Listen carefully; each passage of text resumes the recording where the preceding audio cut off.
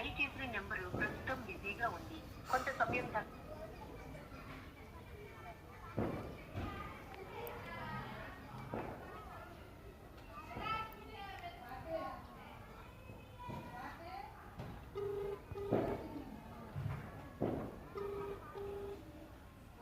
మీరు డైల్ చేసిన నెంబరు ప్రస్తుతం బిజీగా ఉంది.